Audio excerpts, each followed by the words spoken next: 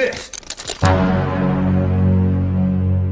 Hello, Chill Squat, wherever you are. How's it going? Back again with me, John, still in the house. Today, we're diving into a film titled Drop 2025, a story that puts you in that nerve-wracking situation where you have to pretend to stay calm while your heart is pounding like crazy. You're expected to smile, but deep down you're tense, like holding it in at a public toilet that's already full. Yep, it's that kind of ride. So instead of blabbering too much at the start, just plug in your earphones, lie down in perfect symmetry, tighten up your undies, and enjoy the show. Let's check it out. The story will focus on a woman named Violet who had just regained consciousness after being beaten unconscious by her husband. The husband, known for his temper and habit of skipping meals, suddenly forced Violet to shoot him and... You do it, come on. Shoot! Several years later, Violet is now a widow living alone with her son, Toby, who is only 6 years old. Like a typical little kid, Toby loves playing with his remote-control car, which he uses to deliver secret messages to his beloved mother.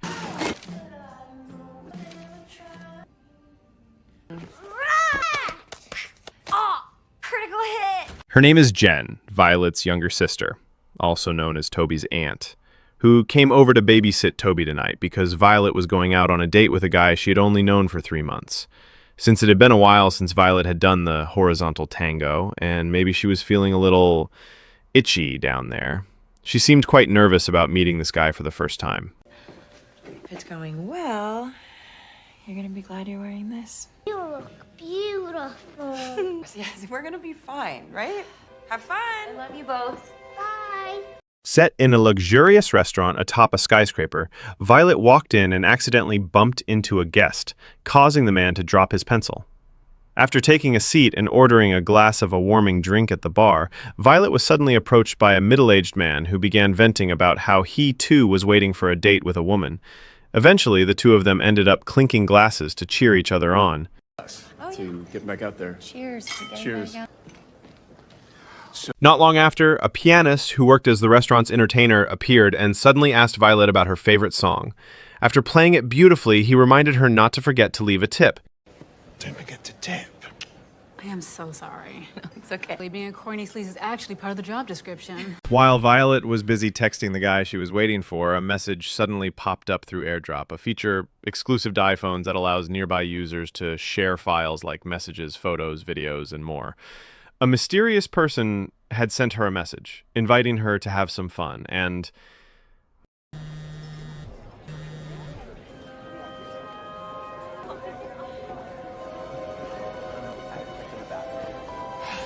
This is Henry, the guy Violet had been waiting for all along. Henry is a photographer and journalist who's always chasing after breaking news. That's why he always carries a bag with his expensive camera, never daring to leave it behind in the car. Otherwise, we'll take it. Oh, of course.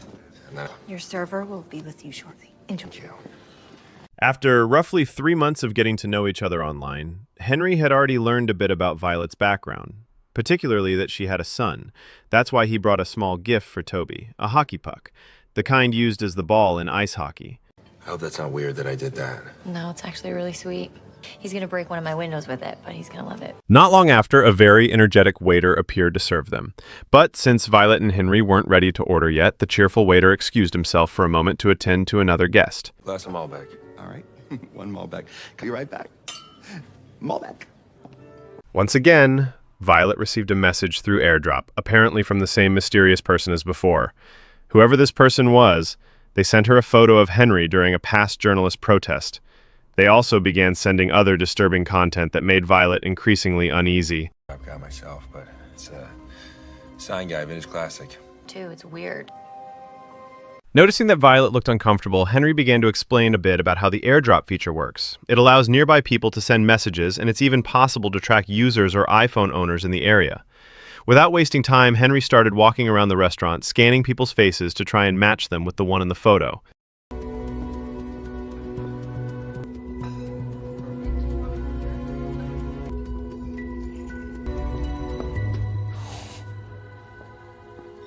Because there were too many people in the restaurant, Henry couldn't figure out who the prankster was. But even so, Violet couldn't help but smile to herself, touched by the care and concern Henry had shown her. It was very impressive. Thanks. Just hit me with a level. While the cheerful waiter returned and Henry was busy ordering food, Violet received yet another text message from the mysterious sender. This time, the message told her to check the CCTV camera at her house. And guess what Violet saw? It's good. It's good. I mean, I wouldn't order it, but so Great. Do that. I will get that started for you, and Yes, it was now clear this wasn't just some prank or harmless mischief. It was a planned act of crime. When Violet went to the restroom to call 911, the mysterious person somehow knew immediately. It turned out that Violet's phone had been tapped, and if she dared to make the call, the right-hand man of the mysterious figure, who was currently inside her house, would not hesitate to harm Toby, her son. I really need your help. I need your eyeliner. Instead of asking for help from a group of girls who were busy doing their makeup, Violet was somehow immediately discovered. No one knows exactly how. Right after the girls left, Violet took the chance to inspect the area around her and discovered a small listening device. It was being used by the culprit to eavesdrop on every conversation Violet had.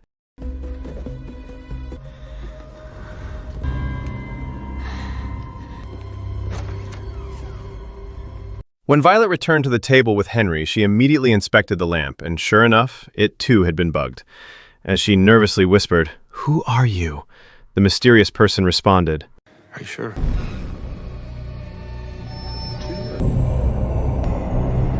Not knowing who among these people might be the culprit, Violet decided to move to another table in hopes that her conversation wouldn't be overheard.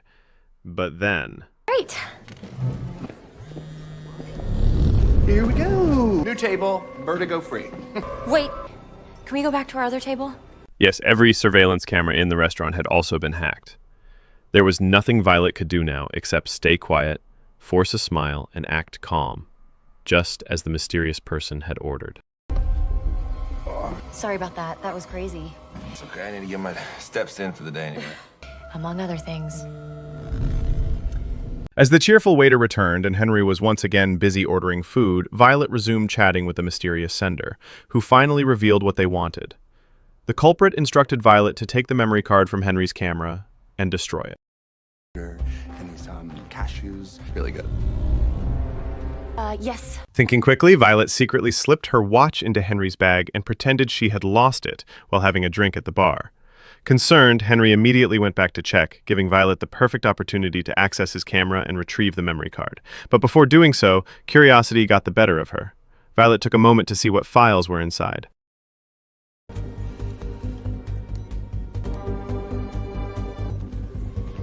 To her surprise, the memory card contained several photos, evidence of crimes and corruption committed by none other than the city's most respected mayor. Realizing that Henry would return any second, Violet quickly grabbed the memory card before she could be caught.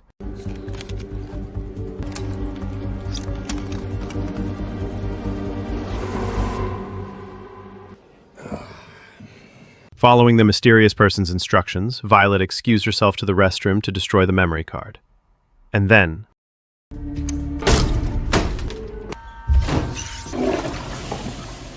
Thinking her task was over, Violet couldn't have been more wrong. The mysterious sender gave her one final mission. She had to take a small vial filled with cyanide and slip it into Henry's drink.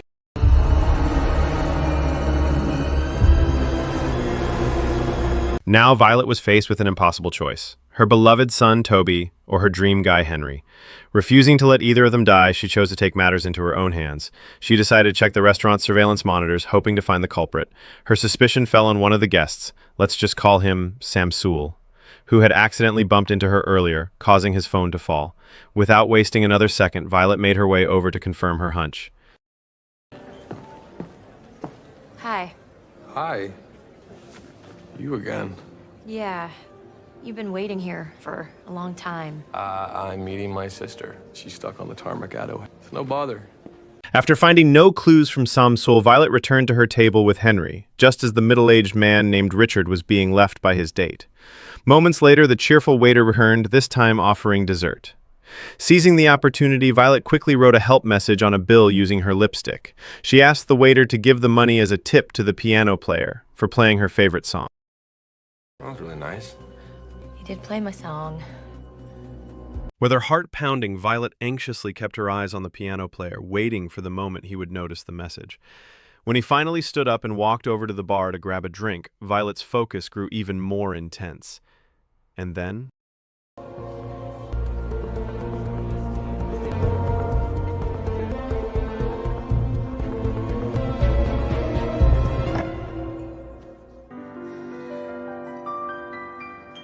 But the piano player didn't seem to notice the message at all. Instead, Violet was the one caught off guard.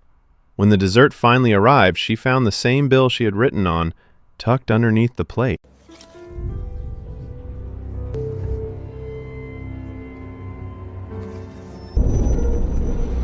It turned out the culprit had already caught on. Somehow, the bill made its way back under Violet's dessert plate, without her even noticing. Then, the mysterious person revealed the consequence of Violet's disobedience.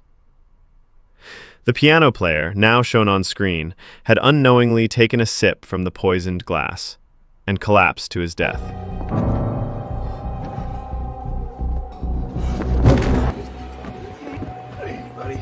But that wasn't all. Violet's panic only grew when the mysterious person sent a chilling warning. A video showing one of his men knocking out Jen, her sister, and locking little Toby inside a room. And then...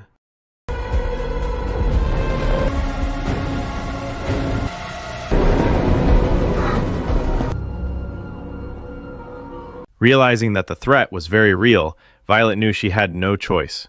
She had to figure out a way to slip the poison into Henry's drink. With a brilliant act, she excused herself, heading to the bar to grab 2 glasses of tequila.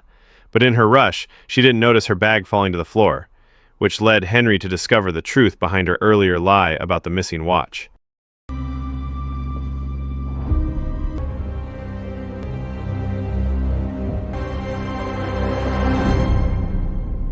As Violet returned with the 2 glasses of tequila, Henry wasted no time confronting her.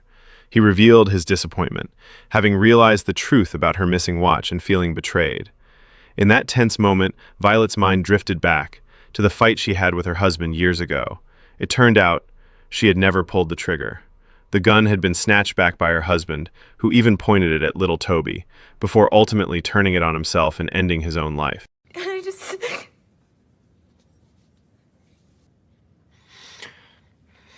After Violet opened up about her painful past, Henry began to understand. His anger faded, replaced by sympathy. Wanting to lighten the mood, Henry invited Violet to share a drink together, but before they could toast, he stepped away to the bar to grab some lime slices, knowing that tequila is famously harsh and fiery as it burns down the throat.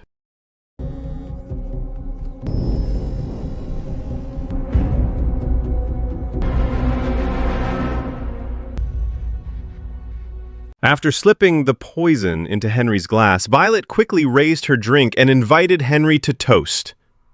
And then, suddenly...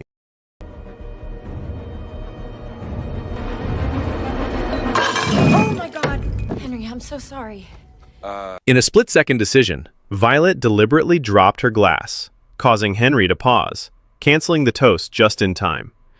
While Henry went to the restroom to dry his clothes, Violet seized the moment to approach the bartender, asking about the man she had been suspicious of, Samsul. But according to the bartender, Samsul was a regular customer who came here often. It was now clear he wasn't the mysterious person behind it all. She's in here all the time. Request that table over there. Instead, the bartender pointed her suspicion toward Richard, the middle-aged man who, from the very beginning, had been watching Violet from afar. Without wasting time, Violet made her move. She approached his table, carrying 2 glasses of tequila, one of them laced with poison. Huh? Hello again. I thought you could use this. Violet. Wow, that's... I don't remember telling you my name before. And yes, what a shocking twist. The mysterious figure who had been terrorizing Violet all along was none other than Mr. Richard. As his disguise crumbled, Richard calmly removed the earpiece he had been using to spy on Violet's every word. Then, with a cold stare, he ordered her to drink one of the glasses she had brought to the table. Pick one. Pick a goddamn shot. Oh, there you go. After Violet drank from the glass without poison, Richard finally revealed his motive behind it all. As we already know, Henry is an honest journalist, someone who holds damning evidence of corruption involving the city's mayor. Richard, as it turns out, was an agent sent by the mayor himself, tasked with eliminating both the evidence and the witness, Henry. But because the plan needed a scapegoat, someone to take the fall, Richard began digging into Henry's personal life, until he found Violet, the woman who had just started getting close to him. I kind of did.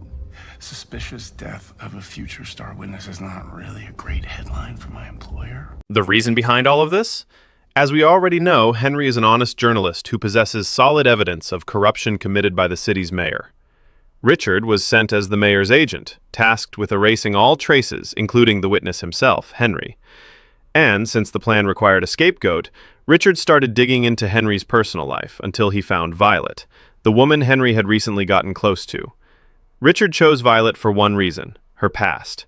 She had once been accused of shooting her own husband, even though it was clear the husband took his own life by shooting himself in the head.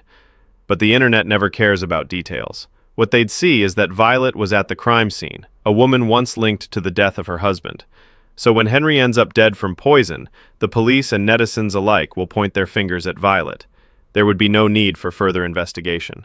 The public would already have their suspect. Panna cotta? Oh, wow. Might enjoy it. Look at this. Oh. And that is how those in power cover their sins, with money, connections, and the sheer force they possess. For people like them, sacrificing an innocent soul like Violet is just another easy move on the chessboard. Moments later, Henry returned to the table to fetch Violet.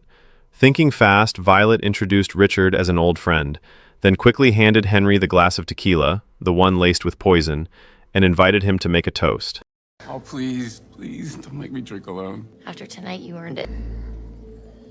Hey, can you just give us one more minute? After completing her task, Violet immediately demanded Richard to keep his promise, to contact his men and make sure they wouldn't harm Toby or her sister Jen back at home. Now that everything was settled, Richard could finally enjoy his dessert in peace, waiting calmly for the poison to do its job and for Henry to fall lifeless before their eyes. But, hey, at least you saved your son, huh? No way. And Richard was in for a huge shock when he realized both tequila glasses Violet brought to his table were clean. There was no poison in either of them. Violet had secretly switched them with fresh ones. While Richard was too focused watching Henry take his drink, that's when Violet discreetly slipped the remaining poison into Richard's dessert. In other words, Richard was the one who would be dead within the next few minutes. Yahtzee.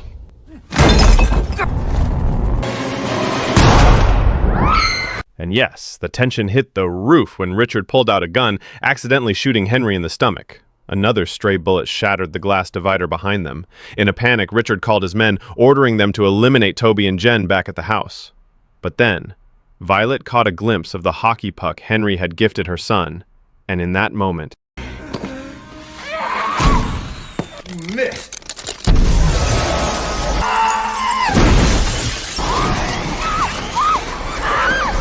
Almost falling along with Richard, Violet narrowly escaped thanks to Henry, who quickly pulled her to safety. Realizing that Toby and Jen were still in danger, Violet wasted no time. She rushed down the skyscraper in search of Henry's car, desperately hoping to reach her family before Richard's men could get to them.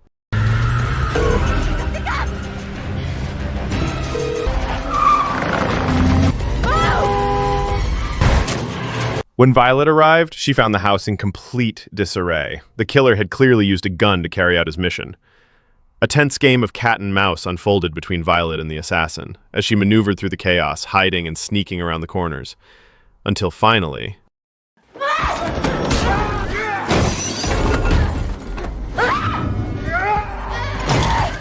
Just as the killer removed his mask, Toby's remote control car suddenly zoomed into the room, and on top of it was a small pistol.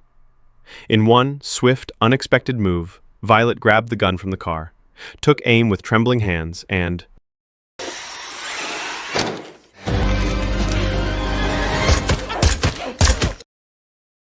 The next morning, after all the nightmares had seemingly ended, Violet was seen at the hospital where Henry and her sister Jen were being treated.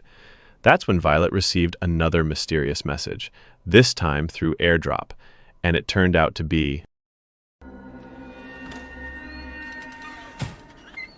Too soon. It turned out to be just a prank pulled by her sister Jen. As for what would happen next to Henry and Violet, whether they were truly safe from the mayor's pursuit or not, remained uncertain. For now, at least, Violet could finally breathe a little easier after surviving one of the most intense nights of her life. Is this one over? The end. Quite a tense one, indeed. The message we can take from this film is, sooner or later, lies will be exposed, and the truth will always find its way. Remember, there's no point in hiding the truth, because eventually, everything will come to light. I'm John, on behalf of the entire board of directors on duty, saying thank you, and see you in the next video.